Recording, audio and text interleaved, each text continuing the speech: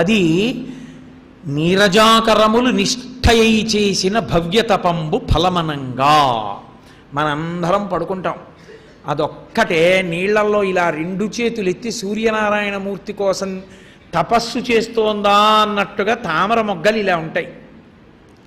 సూర్యకిరణాలు ఇలా తపస్సు చేస్తున్నటువంటి తామర మొగ్గలని చూసి ప్రసన్నుడై ఆయన ఇలా కిరణ ప్రసారం చెయ్యగానే ఇలా విచ్చుకుంటాయి. ఈశ్వరా అని ఇలా సంతోషంతో రెండు చేతులు ఎత్తినట్టు ఇలా విచ్చుకుంటాయి. అలాంటి జీవితం ఉన్నటువంటి పద్మానికమ్మా, నీ పాదము పద్మముతో పోల్చబడింది. ఈ పద్మము ఆ పద్మమునకు ద్రోహం చేసింది. విమలై పయోజై మాత్సర్యం ప్రకటయతి. తప్పు కదమ్మా. ఆ పద్మం చేసిన దోషం ఏమిటి? ఆ పద్మంతో నీ పాదానికి మాత్సర్యం ఏమిటమ్మా? ఈ రెండిటికి ఎందుకమ్మా గొడవ రావడం ఏమిటి అసలు అంటే, ఆయన అమ్మవారి పాదాన్ని నింద చేశారని కాదు దాని ఉద్దేశ్యం. నిన్ననే నేను మీతో మనవి చేశా, హిమానీహంతవ్యం హిమగిరి నివాసైక చతురౌ. మంచు తగిలితే పద్మం పాడైపోతుంది, చీకటి పడితే ముడుచుకుపోతుంది. కానీ అమ్మవారి పాదములు అలా కాదు. తామర పువ్వు లక్ష్మీదేవిని తనలో కూర్చోపెట్టుకుంటుంది తప్ప అమ్మవారి పాదములు అలా కాదు. లక్ష్మీదేవిని అందరికీ ఇస్తాయి ఆ పాదాలు కాదు. తామర పువ్వు లక్ష్మిని ఒక్కదాన్నే ఇస్తుంది. అమ్మవారి పాదం సరస్వతీ కటాక్షాన్ని, లక్ష్మీ కటాక్షాన్ని, మీకు కావలసినటువంటి సమస్తమైన శక్తిని అన్నిటినీ తల్లి ఇవ్వగలదు. అందుకే కదా యాదేవీ సర్వభూతేషు లజ్జారూపేణ సంస్థిత, క్షుధారూపేణ సంస్థిత, నిద్రారూపేణ సంస్థిత. మీకు ఏవి కావాలో అవన్నీ ఇవ్వగలిగినటువంటి శ్రీపాదములు అమ్మవారి పాదములే. అన్ని లక్షణములు ఉన్నవి అమ్మవారి పాదములు. పాద పద్మములు అంటాం, వీటిని పద్మములు అంటాం. పద్మములు అని పిలిచినంత మాత్రాన అమ్మవారి పాదపద్మములతో అవి సరిపోలగలవా? సరిపోలలేవు. అందుకని పోటీ చెప్పి ఇద్దరి మధ్య మాట్లాడారు. కానీ నిజంగా అమ్మవారి పాదములు పద్మాలతో గొడవ పెట్టుకున్నాయా, మాత్సర్యం ప్రకటించాయా? ఈ పద్మం ఏం చేయగలదు? పద్మం లోకంలో ఎవరికీ ఏం చేయలేదు. పద్మం తనంత తానుగా గొప్పది. అమ్మవారి పాదపద్మములు ఇవ్వడానికి గొప్పవి. ఆవిడ ఏదైనా ఇచ్చేస్తుంది. ఆవిడకి ఇటు పక్కన అమ్మవారి కుడి చేతి పక్కన సరస్వతీదేవి ఉంటుంది, అమ్మవారి ఎడం పక్కన లక్ష్మీదేవి ఉంటుంది. సరస్వతి గొప్పది లక్ష్మి కన్నా. ఎందుకని? సరస్వతీ కటాక్షము లేని లక్ష్మీ కటాక్షము భయహేతు. సరస్వతీ కటాక్షం ఉంటే లక్ష్మీ కటాక్షం ఉండి తీరుతుంది. ఆ గౌరవం ఆ మర్యాద దక్కుతాయంతే సరస్వతీ కటాక్షం ఉన్నవాడికి. కాబట్టి ఆ సరస్వతీదేవి కుడి పక్కన వింజామర వీస్తూ ఉంటుంది, లక్ష్మీదేవి ఎడం పక్కన వీస్తూ ఉంటుంది. మీరు అమ్మవారి యొక్క కుడిపాదం దగ్గర తలపెట్టారనుకోండి, సరస్వతీదేవి యొక్క చేతి వింజామర గాలి సోకుతుంది, మహాకవి అవుతాడు, భక్తి పురస్సరమైన జీవితం ఉన్నవాడు అవుతాడు. అమ్మవారి ఎడం పాదం దగ్గర మీరు తలపెట్టారనుకోండి, లక్ష్మీ కటాక్షం అబ్బుతుంది. రెండు పాదాల దగ్గర తలపెట్టారనుకోండి, సరస్వతీ లక్ష్మీదేవుల యొక్క కటాక్షము సమానంగా అబ్బుతుంది. అమ్మవారి పాదములు రెండిటిని కాదు, మూడవదైనటువంటి గొప్ప శక్తిని ఇవ్వగలవు.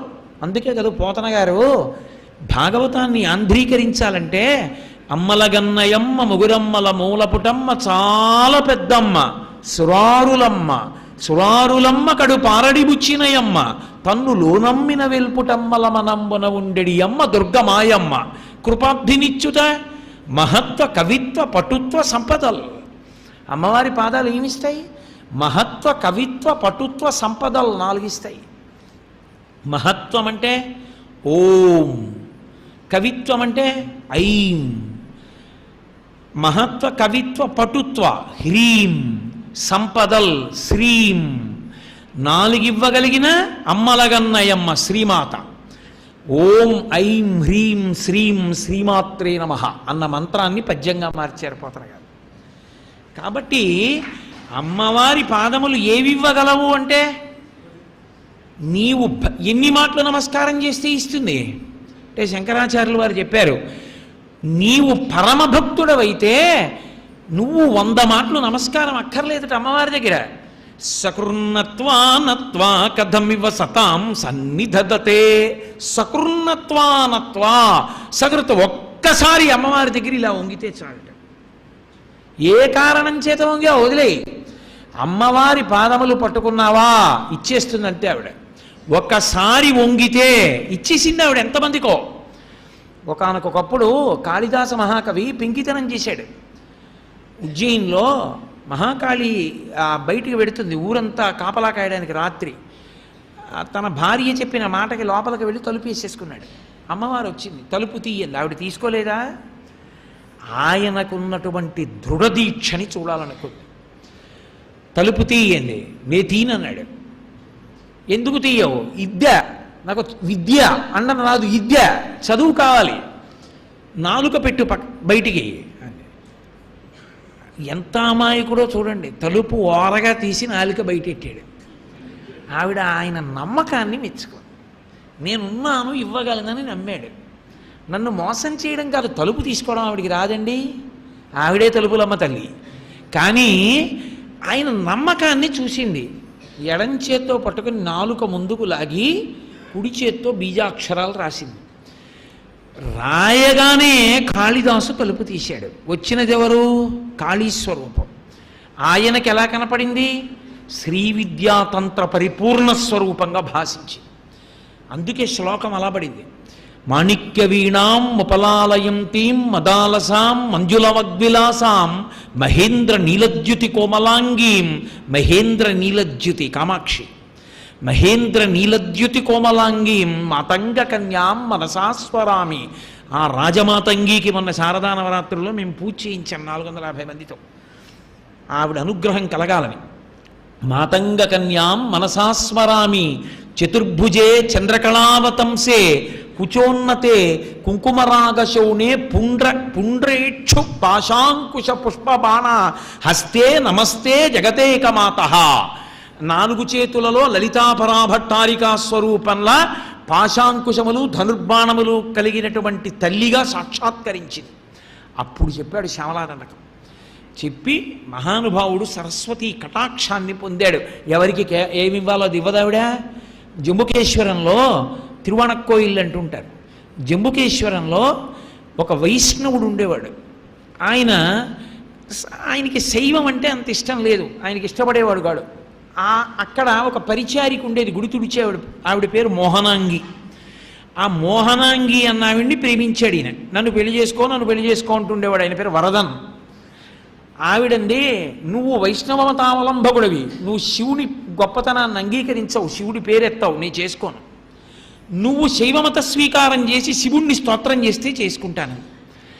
ఆయన మోహనాంగిని పెళ్లి చేసుకోవడం కోసమని విభూతి పుండ్రాలు పెట్టుకుని శివుణ్ణి స్తోత్రం చేశాడు. స్తోత్రం చేసి ఒక రోజున మోహనాంగి కోసం కూర్చున్నాడు. ఆయన వంటలు చేసేవాడు, ఆవిడ పరిచారిక. వాళ్ళిద్దరి సరస్వతీ కటాక్షం అంతే. ఆయన వంటలు చేసేవాడు, పెద్ద పొట్ట ఆయనకి. కూర్చుని వంట చేస్తున్నాడు కాయగూరలు తరుగుతూ. అకస్మాత్తుగా ఆయన అనుకోలేదు, జంబుకేశ్వరంలో ఇప్పటికే అర్చకులు స్త్రీ వేషాలు ధరిస్తే కానీ నైవేద్యం పెట్టరు, భయం అమ్మవారి దగ్గరికి వెళ్ళి. అఖిలాండేశ్వరి అమ్మవారు మంటపంలో నడిచి వెళ్ళిపోతోంది. ఆవిడ వెడుతుందా సమయంలో తెలియక అక్కడ కూర్చున్నాడు ఆయన. అమ్మవారు నడిచి వెడుతోంది.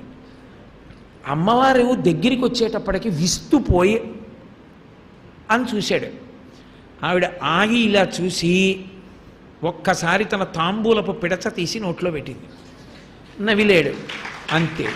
మూకశంకరులు ఎలా చెప్పారో కాలమేఘన్ అంటారు ఆయన్ని. నల్లటి మబ్బు ఎలా కురిసేస్తుందో అలా కురిసేసింది కవిత్వం ఆయనకి. ద్రవిడ దేశంలో ప్రఖ్యాతి వహించినటువంటి కవి అనుగ్రహించలా.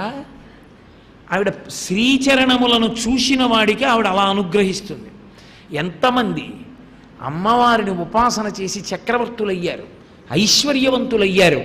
ఆవిడ ఇవ్వలేనిదన్నది లేనే లేదు లోకంలో. ఆవిడే శక్తి స్వరూపిణి. ఆవిడ ఏదైనా ఇచ్చేస్తుంది, ఏదైనా ఆవిడ చెయ్యగలదు. అన్నమాచార్యుల వారి జననానికి కారకులాలు ఎవరు? ఆదిపరాశక్తి. అన్నమాచార్యుల వారి తాతగారు పాఠం చెప్పట్లేదు, మేస్టారికి దగ్గర పాఠం చెప్పలేకపోతున్నాను, నన్ను కొడుతున్నారని భయపడి రాత్రి అమ్మవారు ఊళ్ళో తిరుగుతుండేది. తాచుపాము పుట్టలోకి వెళ్ళి చేయి పెట్టారు. పాము కరవలేదు, ఏడుస్తున్నాడు. చచ్చిపోయినా బాగుండు, మేస్టార్ దెబ్బలు భరించలేకపోతున్నాను. అమ్మవారు వచ్చి చెయ్యట్టుకుని పైకెత్తింది. ఎందుకురా పుట్టలో చెయ్యట్టావు అంది. చచ్చిపోదామని పెట్టాను, నువ్వు చంపేయి అన్నాడు. ఎందుకు చచ్చిపోతావురా అంది. గురువుగారు కొట్టే దెబ్బలు భరించలేకపోతున్నానమ్మా, అక్షరాలు రావట్లేదు నాకు అన్నాడు. చదువు వస్తే ఏం చేస్తావురా అంది. చదువు వస్తే అమ్మ ఉద్ధరింపబడతానన్నాడు. ఈ జన్మకి నీకు రాయలేదురా, ఎందుకు బెంగెట్టుకుంటావు? ఉద్ధరణ కాదు నీకు కావలసింది, 3 తరాల్ని కాదు, మీ వంశమంతా గుర్తుండిపోయే వాగ్గేయకారుడు మీ వంశంలో పుడతాడు. మీ ఊరే పోయి చెన్నకేశవుణ్ణి సేవించే వరం ఇస్తున్నానంది. 3వ తరంలో మనవడగా తాళ్లపాక అన్నమాచార్యుల వారు పుట్టారు. పరదేవత వరం వల్ల అన్నమాచార్యుల వారు వచ్చారు. కాబట్టి ఆ తల్లి ఏమి ఇవ్వలేదు? పద్మం ఇన్ని ఇస్తుందా? ఇవ్వగలదా పద్మం? పద్మం ఇవ్వలేదు. శంకరాచార్యుల వారు మృణాళీ మృద్వీనాం అంటూ తామర పువ్వుతో అమ్మవారి చేతిని పోల్చారు. కొంతమంది అన్నారు, తామర పువ్వుతో పోల్చారు కదా శంకరాచార్యుల వారు, ఆ తామర పువ్వుతో పోలిస్తే అది సితతామర అనో మాట ఉంది లోకంలో, తెల్ల తామర అని. మరి అమ్మవారి చేతులు ఎర్రగా ఉంటాయిగా, పైగా ప్రత్యేకించి వేళ్ల చివర్లు మరీ ఎర్రగా ఉండాలిగా, మరి అలా ఉండాలి కదా, మరి తామర పువ్వుకు ఆ లక్షణం లేదుగా, ఎలా కుదురుతుందన్నారు శంకరులా. ఆయన వెంటనే ఇంకో శ్లోకం చేస్తూ అన్నారు, లక్ష్మీదేవి తామర పువ్వులో కూర్చుంటుంది కదూ, కూర్చున్న లక్ష్మీదేవి ఏం చేస్తుంది? సువాసిని కనుక కాళ్ళకి పారాణి పెట్టుకుంది. పారాణి పెట్టుకుంటే ఏమవుతుంది? చేతుల నిండా పారాణి అంటుకుంది. ఇప్పుడు లేచెళ్ళి ఏదో బట్టకి తుడుచుకోవాలి. అబ్బా మళ్ళీ లేచెళ్ళి ఎక్కడ తుడుచుకుంటాను లేదు అని ఆ తామర రేకుల చివరి ఇలా తుడుచుకుంది. లక్ష్మీదేవి పారాణి పెట్టుకుని తుడుచుకున్న తామర పువ్వు అమ్మవారి చెయ్యన్నాను నేనన్నారు. అందుకని చివరి ఎరుపెందుకు ఉండదో ఉంటుందన్నారు. ఆ పువ్వు నువ్వు చూసావా? చూస్తే కాదని చెప్పాలి. ఆ లక్ష్మీదేవి కూర్చొని పారాణి పెట్టుకుని తుడిచిన ఆ తామర రేకుల చివర్లు కలిగినటువంటి చేతులున్న తల్లి అన్నారు. కాబట్టి అమ్మవారి పాద దర్శనమును పొందినటువంటి వాడు పొందలేని అభ్యున్నతి లోకంలో ఉంటుందా? ఉండదు. ఆ తల్లి ఏదైనా ఇవ్వగలదు. అటువంటి తల్లి కనుక అమ్మా నీ పాదములు పద్మములే, పద్మములు పద్మములే ఎలా కుదురుతుందమ్మా? అందుకని 2 కుదరదు కాబట్టి మేమంటున్నాం, రెండిటికీ పద్మం అన్న పేరు ఎలా కుదురుతుందమ్మా? ఈ పాద పద్మములు గొప్పవి కాబట్టి పయోజైర్మాత్సర్యై ప్రకటయతి. అమ్మవారం లేదా ఆ మాట, లోకంలో పోలిక పెట్టిన వాళ్ళు అన్నారు. అందుకని మునులు ఈ పద్మములను గుండెల్లో పెట్టుకున్నారు. బయట నీళ్లల్లో పద్మాలని గుండెల్లో పెట్టుకోలేదు. నీళ్లల్లో పద్మాలు అమ్మవారి పాదపద్మముల మీద వేసి పాదపద్మములను తమ గుండెల్లో పెట్టుకున్నారు. ఎందుకు పెట్టుకున్నారు? అవి ఆ ఇతర పద్మాలతో పోటీపడి మాత్సర్య ప్రకటన చేశాయని కాదు, అవి ఏవైనా ఇవ్వగలవో అంత గొప్ప పాదములు కాబట్టి ఆ పాదములను గుండెల్లో పెట్టుకున్నారు. ఇప్పుడు మీరు మళ్ళీ చివరి పాదంతో 2వ పాదం దగ్గరికి వస్తూ ఉండాలి.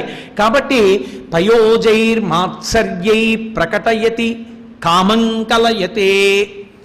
లోకంలో మన్మధుణ్ణి బాగా ఆదరించేటటువంటి వాళ్ళ పట్ల లోకం విముఖంగా ఉంటుంది. మన్మధుణ్ణి ఆదరించడం అంటే ఏమిటి? విపరీతమైన కోరికలు, అస్తమానం స్త్రీ పురుష సంబంధంగా తీసుకోకూడదు. కామం అంటే కోరిక, ఎప్పుడూ కోరికే. ఆ కోరికల కోసం తిరుగుతుంటాడు, ఆ ద్రవ్యం తీసుకొస్తూ ఉంటాడు, ఆ కోరిక తీర్చుకుంటాడు, మళ్ళీ కోరిక, మళ్ళీ పరిగెడుతూ ఉంటాడు. వాడికి ఎప్పుడు పరమేశ్వరుడితో సంబంధం ఉండదు, వాడు స్థిమితంగా ఉండడం. సజ్జనులైన వాళ్ళు, శాంతమూర్తులైన వాళ్ళు, మునులు ఎప్పుడు భగవంతుణ్ణి ధ్యానం చేస్తారు. భగవంతుణ్ణి ధ్యానం చేసుకునేటటువంటి మునులు, అందున మునీనాం శాంతానాం పరమశాంతమూర్తులైనటువంటి మునులు కామంతో కలయదిరిగేటటువంటి వాళ్ళని, కాముణ్ణి ఆదరించే వాళ్ళని గుండెల్లో పెట్టుకుంటారా? పెట్టుకోరు కదమ్మా. మరి నువ్వేం చేసావు? కాముణ్ణి ఆదరిస్తావు, మన్మధుణ్ణి ఆదరిస్తావు.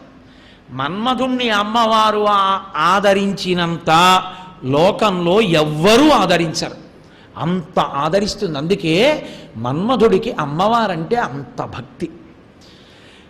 అలా మన్మధుణ్ణి ఆదరించడం తప్పు కదమ్మా, అది అసహ్యకరమైన విషయం కదా. మన్మధుడి మీద అంత ప్రీతి ఉండడం, మన్మధుణ్ణి ఆదరిస్తూ ఉండడం అదిని.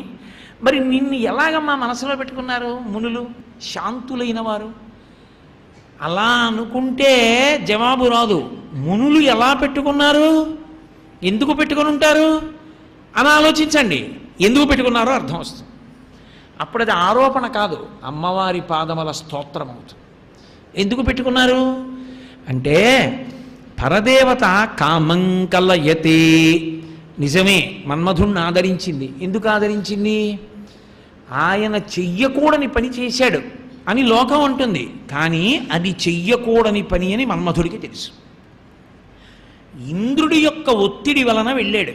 తారకాసుర సంహారం అవ్వాలి అంటే పార్వతీ పరమేశ్వరుల మధ్య పరిణయం అవ్వాలి, వాళ్ళకి కొడుకు పుట్టాలి, పుట్టి సర్వసైన్యాధిపతి అవ్వాలి.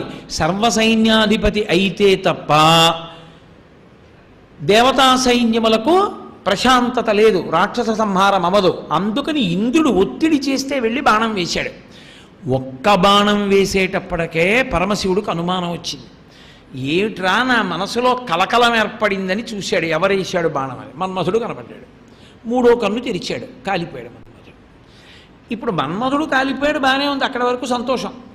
పరమశివుడు వనాల్లోకి వెళ్ళిపోయాడు, పార్వతీదేవి ఇంటికి వెళ్ళిపోయాడు. హిమవంతుడు వచ్చి చాలే ఈ గొడవ, ఆయనకేమో కోపం వచ్చింది, ఆయన మన్మధుడిని కాల్చేశాడు, దేవతలందరూ ఏడుస్తున్నారు, రతీదేవి ఏడుస్తోంది మా ఆయన పోయాడని. చాలే చేసిన సపర్య, అమ్మ ఇంకొద్దులే, ఏటో ఇదంతా చాలా గొడవగా ఉంది, ఇంటికి వెళ్ళిపోతాను రాని పార్వతీదేవిని అంతఃపురానికి తీసుకెళ్ళిపోయాడు హిమవంతుడు. అక్కడ వరకు వాళ్ళిద్దరు గొడవేది, కానీ ఆ గొడవ వాళ్ళిద్దరితో పోలేదు, లోకమంతా గొడవ బయలుదేరి. ఎందుకని? మన్మధుడు లేడు, సృష్టి లేదు, ప్రతివాడు విరాగి, హాయిగా ఏ కోరికలు లేవు, ప్రశాంతంగా కూర్చున్నారు. ఇప్పుడు సృష్టి లేదు, ఇంకా మన్మథ బాణాలు పడకపోతే సృష్టి ఎక్కడిది? సృష్టి లేదు. అయితే అంటే మీరెందుకంటే గుండెలు బాగా తీసుకుంటారు అలాగా? మన్మధుడు లేడు, సృష్టి లేదు, గొడవ లేదుగా, హాయిగా మనందరం ఎక్కడ పడి ఉంటాంగా, ఈ జన్మ పరంపర ఉండదుగా, మీరెందుకు మధ్యలో సృష్టి లేదు సృష్టి లేదు అంత బాధపడిపోతుంటారు అని అనుకోకండి. నేను ఎందుకంటున్నానంటే సృష్టి లేకపోతే ఏమవుతుందో తెలుసా? ఈ శరీరము రాదు. ఈ శరీరము రాకపోతే జీవుడు చేసుకున్న పాపపుణ్యాలు ఎలా పోతాయి? ఈ శరీరము దేనికి ఇస్తాడంటే ఈశ్వరుడు చేసుకున్న పాపం క్షయం చేసుకోవడానికి, చిత్తశుద్ధి కొరకు పుణ్యకర్మ చేసుకోవడానికి. ఇది ఉండాలి. ఇది ఉందనుకోండి, ఈ మోకాలు నొప్పెడుతోందనుకోండి, ఎప్పుడో ఏ కుక్క మోకాలు మీదో కర్ర పెట్టి కొడితే అది పడిన బాధ నా మోకాలు నొప్పితో పోతుంది. అయితే ఆ పాపం ఎలా పోతుంది? పోదు. శరీరం ఉంటే తప్ప పోదు. పాపము మానసికముగా అనుభవించి పోగొట్టుకోలేవు. పాపానుభవమునకు శరీరం ఉండాలి. పుణ్యకర్మాచరణమునకు శరీరమే ఉండక్కర్లేదు, మనసుతో చెయ్యొచ్చు. కానీ మనసు ఎప్పుడు ఉంటుంది? శరీరం ఉంటే కాదు. శరీరంతో ఉంటే మనసు కూడా ఉంటుంది. శరీరం లేకుండా మనసు ఒక్కదంతా ఎలా చేస్తావు? కుదరదు. శరీరంతో చేసి మనసుతో కూడా చెయ్యొచ్చు. దేవాలయానికి వచ్చి ఇదొక్కటి తుడిచేసి ఇంటికి వెళ్ళిపోయి అబ్బా చీపురట్టుకుని ఈ గుడంతా తుడిస్తే అని మానసికంగా అప్పుడు నువ్వు తుడవచ్చు. అసలు శరీరం ఉండాలి కదా. శరీరం లేకుండా పుణ్యం చేయలేవు. పాపమును అనుభవించేసి పోగొట్టేసుకోవాలి, పుణ్యకర్మ చేసి చిత్తశుద్ధి పొందాలి. దాని వలన జ్ఞానము అంకురిస్తుంది. జ్ఞానం వలన ఇక పునరావృత్తి లేదు, మోక్షానికి ఎడతాడు. అంటే జీవుడు తన పాపపుణ్యములను పోగొట్టుకోవాలంటే శరీరము ఉండి తీరాలి. శరీరం ఉండాలంటే సృష్టి జరగాలి. సృష్టి జరగాలంటే మన్మథబాణములు పడాలి. మన్మధుడే చచ్చిపోతే సృష్టి ఏది? జీవుల పాపపుణ్యాలు అలాగే పడి ఉండిపోయాయి. వాడు ఎలా తరిస్తాడు? నరకంలో మగ్గిపోతుంటాడు అంతే. అలాగే ఓ శరీరం వస్తే మళ్ళీ ఏదో పుణ్యం చేసుకుంటాడు, చేసుకుని పాపం పోగొట్టుకుంటాడు అనుభవించేసి. కాబట్టి ఇప్పుడు తల్లి చూసింది, అరే ఈయన కాల్చేశారు మన్మధుణ్ణి, లోకంలో జీవులకు శరీరాలు లేవు, ఆగిపోయింది సృష్టి. అప్పుడు ఆవిడ ఏం చేసిందంటే మన్మథాన్ని బతికించేశాను అందనుకోండి. వెంటనే ఆయన ఇలా చూసి, అంటే నేను కాల్చేస్తే నువ్వు బతికిస్తావా అనడు. అసలు ఆ ఆది దంపతుల యొక్క దాంపత్యమే అంత గొప్పది.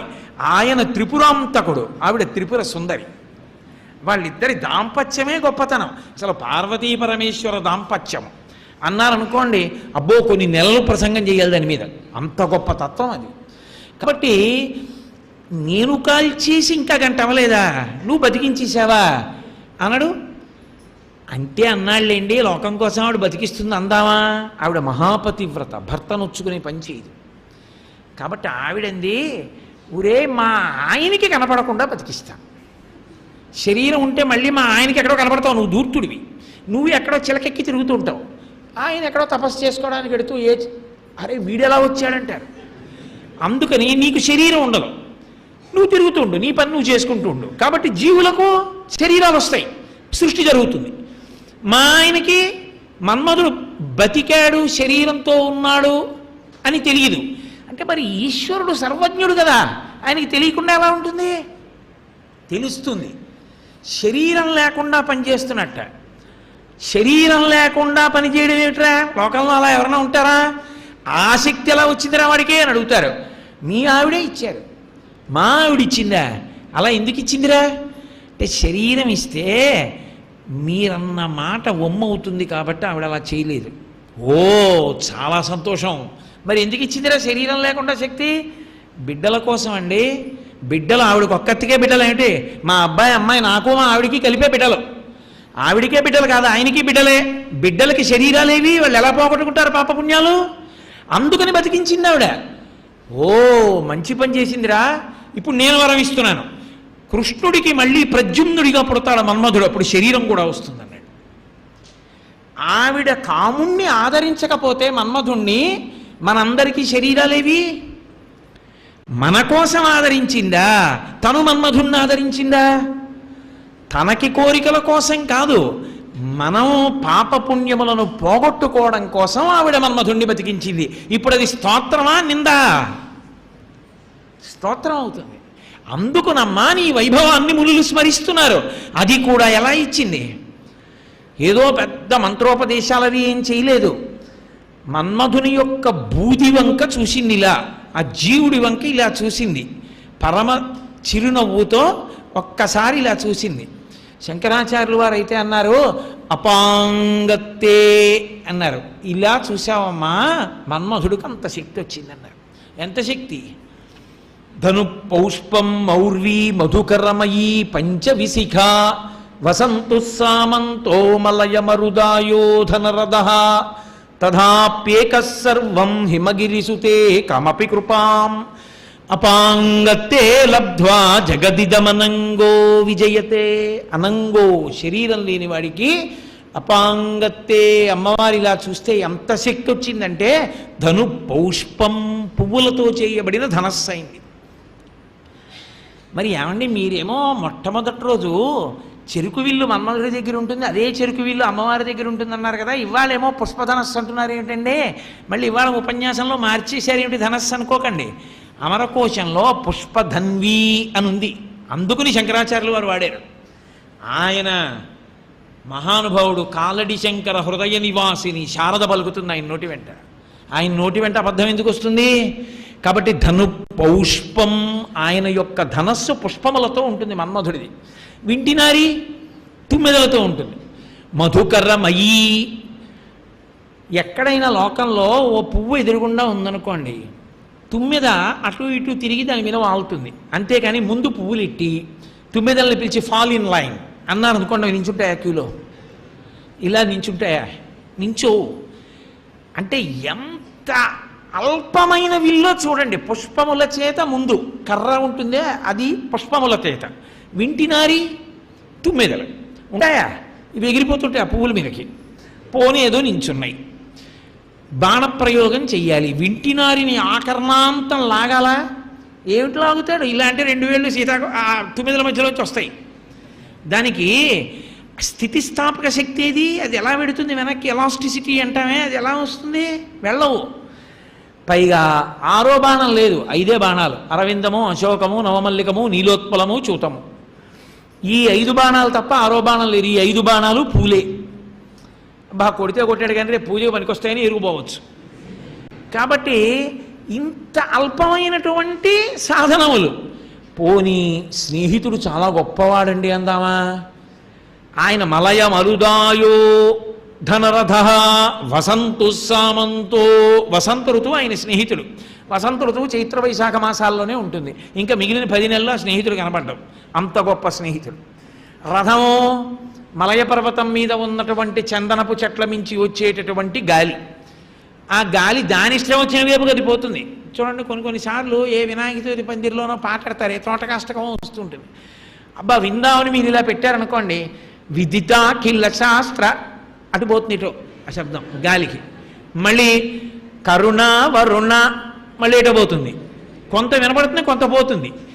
ఆ మలయ పర్వతం మించి వచ్చేటటువంటి గాలిని రథంగా చేసుకుంటే ఆ గాలి అటుపోతుంది, బాణం వేయవలసిన వాడు ఇటు ఉంటాడు.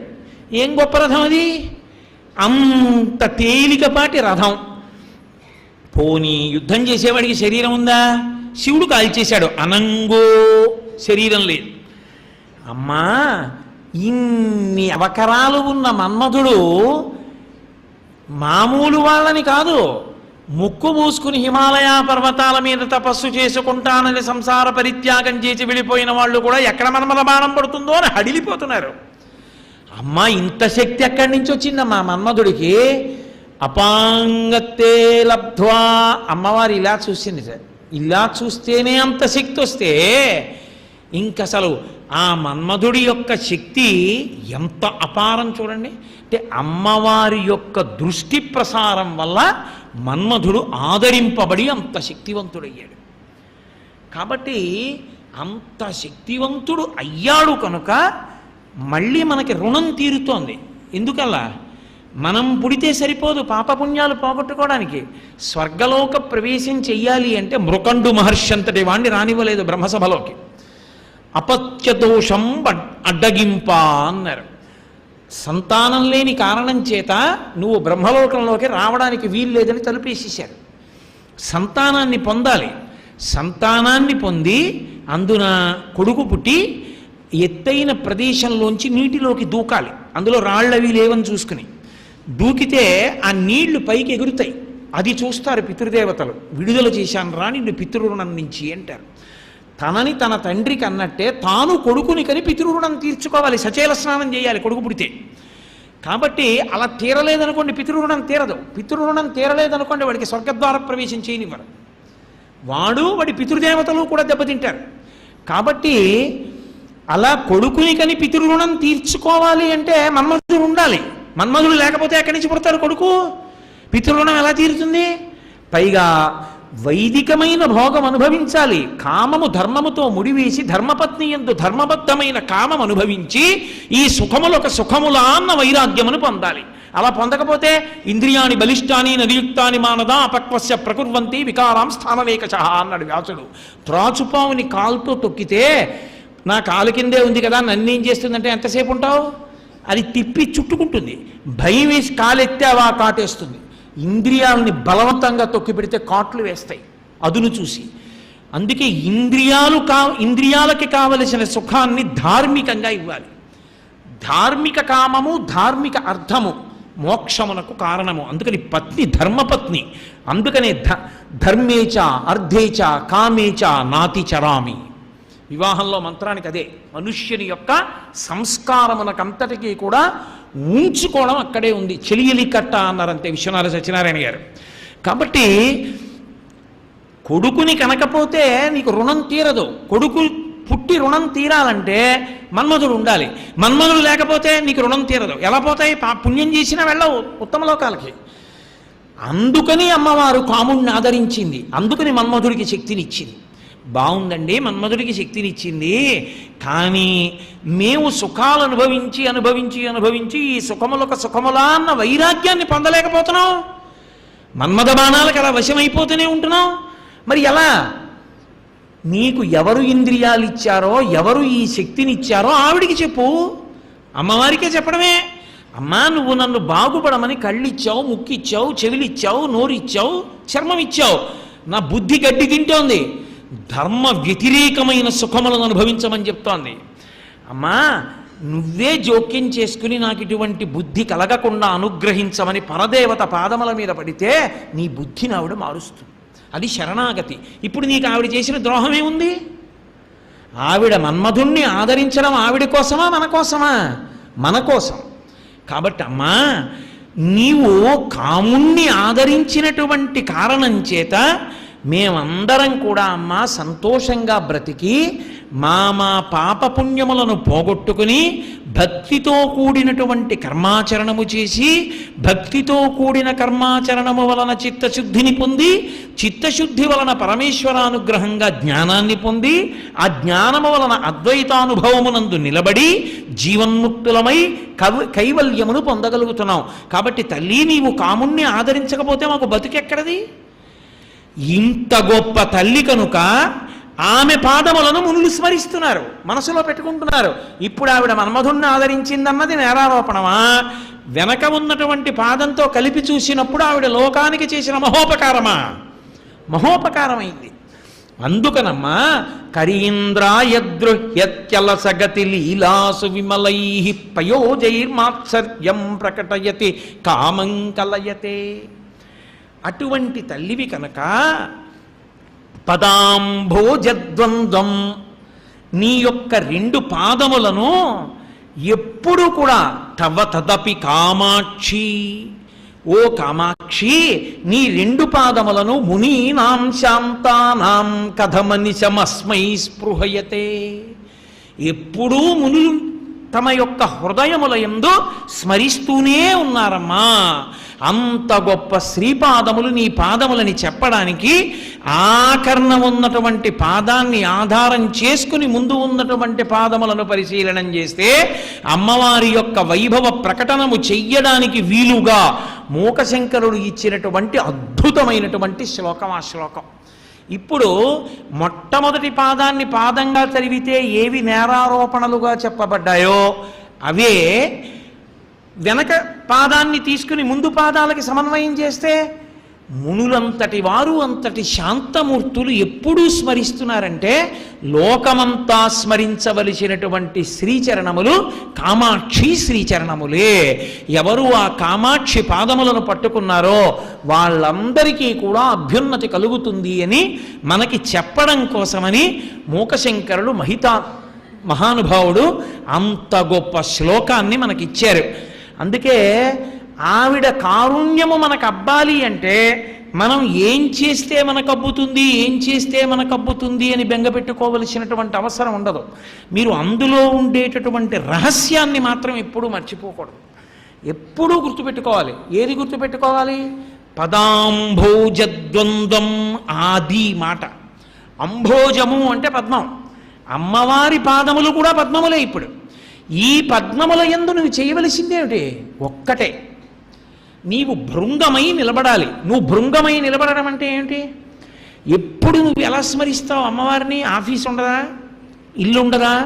నేనే ఉన్నాను, ఇవాళ ప్రవచనం చేస్తున్నాను, సోమవారం నాడు ఆఫీస్కి వెడతానా?